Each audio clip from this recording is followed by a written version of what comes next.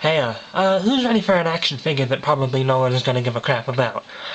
Alright, I want to talk about the latest addition to my collection. Probably an unorthodox choice. And if you don't know who this is Sally from one of my top 5 favorite films, The Nightmare Before Christmas. It's a great action figure. I'll tell you why. Sculpt is amazing. It looks exactly like the character. Very detailed. You can see all the stitches in her skin and in her clothing. Very detailed, very nice sculpt. You can see all like the lines in her hair and shit. Oops. So 5 out of 5 for sculpt. This is great sculpt. It almost looks real. The paint, 5 out of 5 for paint. Like all the individual patches on her clothes.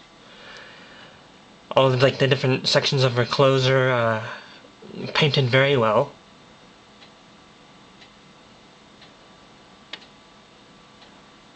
Articulation, I'll give it a 4 out of 5 because first off here, her legs can move, but they're hindered by her clothes here. Arms can move out and to the side. Elbow joint. Wrist swivel. Her head, I think it's on like a ball joint, but her hair prevents it from moving at all. No waist swivel. So a 4 out of 5 for articulation. Accessories, let me explain. Her right hand here can come off and it can be swapped out with this hand with a basket. And a hand with a flower. See that? You swap it out right there.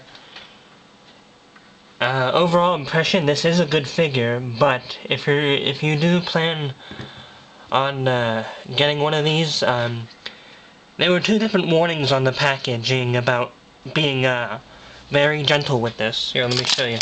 Like on the instructions. Can you see it? No, probably not. But it says, "Notice, please do not push joints forcibly. When you assemble figure, it may be damaged." That just stresses me the hell out, so, like, after this action figure review, I'm probably never gonna touch this figure again. You know, use it sparingly. It is fragile, and it also said on the packaging, you know, this is more of like an action figure for like decorative purposes. So an overall impression is like, really don't use this action figure much. You know, when you do use it, be very, very, very careful. Don't touch it. Don't let anyone else touch it. And if anyone else breaks it, break their legs. I got it on Amazon.com, and I think it was the last one in stock, so if you wanted this figure, don't worry, it's safely in my possession. And another accessory is this stand, and you're supposed to fit the figure in these little silver prongs right here, but I don't really know how it's supposed to go in there, and guess what, I'm not gonna force it, so nice stand too, and here it has written on it, Tim Burton's The Nightmare Before Christmas. Very nice figure, but also fragile. This one isn't going in the box with the other figures. It's going on a shelf, so it may stand alone. And a example of how fragile it can be. This hinge isn't very strong. Like some figures have a very elaborate hinge. Not this one. So I think this part here is the most fragile part of the figure. I'm nervous just moving this thing around. That's how riled up that warning on the instructions got me. Very nice figure. I love The Nightmare Before Christmas, one of my top 5 favorite films. Very detailed.